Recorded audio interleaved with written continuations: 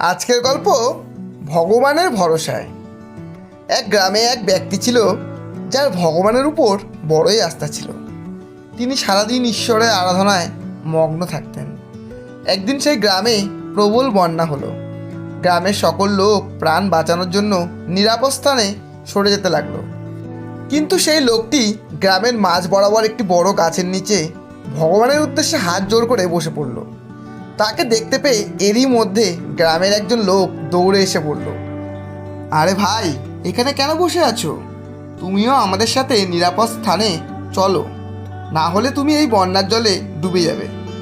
সেই লোকটি বলল, আমি আমার ভগবানের উপর ভরসা করি, সে আমাকে অবশ্যই বাঁচিয়ে নেবে। এরপর জল ধীরে ধীরে আরও বাড়তে লাগলো। তখন শেষ একটি উদ্ধারকারী নৌকা সেখান দিয়ে যাচ্ছিল। নৌকায় বসে থাকা যাত্রীরা লোকটির উদ্দেশ্যে বলল, আরে ভাই, তুমি কি পাগল হয়ে গেছো?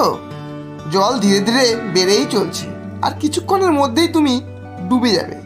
এখনো সময় আছে, তাড়াতাড়ি নৌকায় উঠে পড়ো। লোকটি বলল, আমার ভগবানের উপর প্রবল বিশ্বাস আছে, সে আমাকে কোনোভাবেই জলে ডুবতে দেবে না, সে আমাকে অবশ্যই বাঁচিয়ে নেবে। এরপর ধীরে ধীরে জল এতটাই বেড়ে গেল যে লোকটিকে বাধ্য হয়ে গাছের উপর উঠতে হলো। তখনই শেষ উদ্ধার কার্যের জন্য আকাশপথে একটি হেলিকপ্টার সেখান দিয়ে যাচ্ছিল। আর তাকে গাছের উপর বসে থাকতে দেখে ওপর থেকে তার সামনে একটি রশি ফেলল আর বলল, তাড়াতাড়ি করে রশি ধরে উপরে চলে এসো, না হলে তুমি ডুবে যাবে। কারণ পুরো গ্রামটাই জলে ডুবে গিয়েছে। কিন্তু লোকটি এবার পুরো রেগে গিয়ে বলল, আমি বললাম না যে আমাকে আমার ভগবান ঠিক বাঁচাতে আসবে? আমার তার উপর পুরো বিশ্বাস আছে। আমাকে আমার মতো এখানে ছেড়ে তোমরা চলে যাও, বিরক্ত করো না। কিন্তু এরপর জল আরও বেড়ে যাওয়ায় সেই গাছটি জলে তলিয়ে গেল, আর সেই লোকটিরও জলে ডুবে মৃত্যু হলো।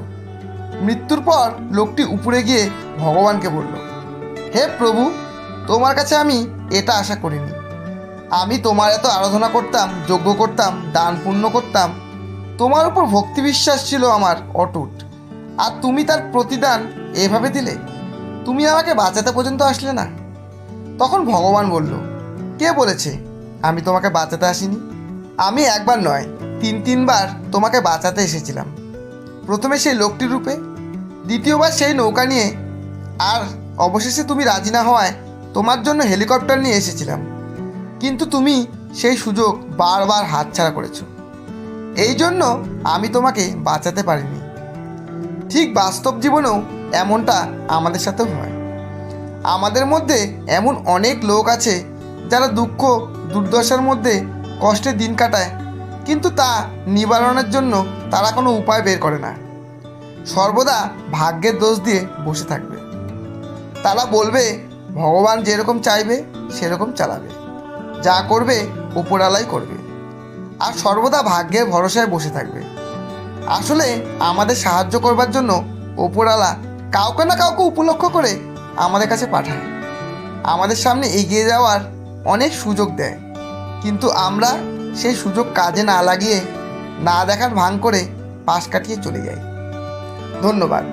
গল্পটি যদি ভালো লাগে একটা লাইক অবশ্যই দেবেন, এবং বন্ধু ও প্রিয়জনদের শেয়ার করে চ্যানেলটি সাবস্ক্রাইব করে পাশে থাকবেন।